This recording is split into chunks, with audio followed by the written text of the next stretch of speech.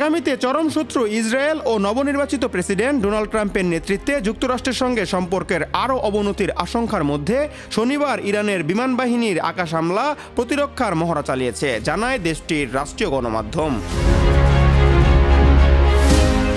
এই মহড়া অনুষ্ঠিত হলো এমন এক সময়ে যখন ইরান কয়েকটি ঝুঁকির মধ্যে পড়েছে। ক্ষমতা গ্রহণের পর ট্রাম্প ইসরায়েলি প্রধানমন্ত্রী বেনিয়ামিন নেতানিয়াহুকে ইরানের পরমাণু কেন্দ্রগুলোতে হামলা চালাতে উৎসাহ দিতে পারেন এবং একই সঙ্গে সর্বোচ্চ চাপ নীতির আওতায় তেল শিল্পের উপর আরও কঠোর বিধিনিষেধ আরোপ করতে পারেন। ইরানের রাষ্ট্রীয় টেলিভিশনে জানানো হয়, এসব মহড়ায় প্রতিরক্ষা ব্যবস্থা প্রকৃত যুদ্ধক্ষেত্রের মতো পরিস্থিতিতে আকাশপথে আসা হামলা, ক্ষেপণাস্ত্র ও ইলেকট্রনিক যুদ্ধ কৌশল প্রতিহত করার তালিম নেবে, যাতে দেশের আকাশসীমা সংবেদনশীল ও গুরুত্বপূর্ণ এলাকাগুলোতে সুরক্ষিত রাখা যায়। গত 4 জানুয়ারি থেকে শুরু হওয়া 2 মাসব্যাপী সামরিক মহড়ার অংশ হিসেবে শনিবার এসব কার্যক্রম পরিচালিত হয়।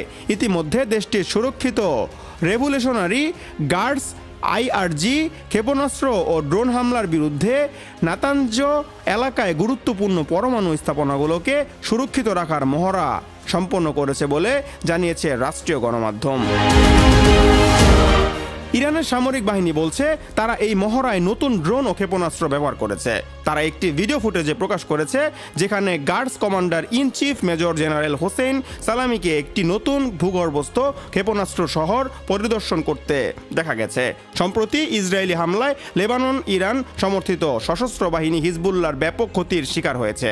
সঙ্গে তেহরানের মিত্র বাশার আল আসাদকেও সিরিয়ার শাসকের পদ থেকে উৎখাত করা হয়েছে।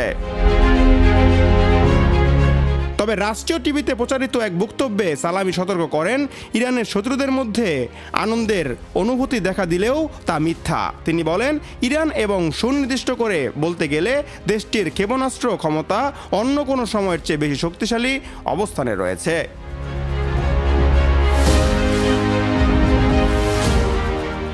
তৎকালীন আমেরিকান প্রেসিডেন্ট বারাক ওবামা 2015 সালে ইরানের সঙ্গে একটি চুক্তি সম্পন্ন করেন, যার আওতায় যুক্তরাষ্ট্র জাতিসংঘের আরোপ করা অর্থনীতি বিধিনিষেধ শিথিলের বিনিময়ে ইরান ইউরেনিয়াম পরিশোধন কার্যক্রম সীমিত করতে সম্মত হয়। এই প্রক্রিয়ায় পরমাণু অস্ত্র তৈরির উপকরণ তৈরি করা সম্ভব। তবে 2018 সালে ট্রাম্প এই চুক্তি থেকে সরে আসেন।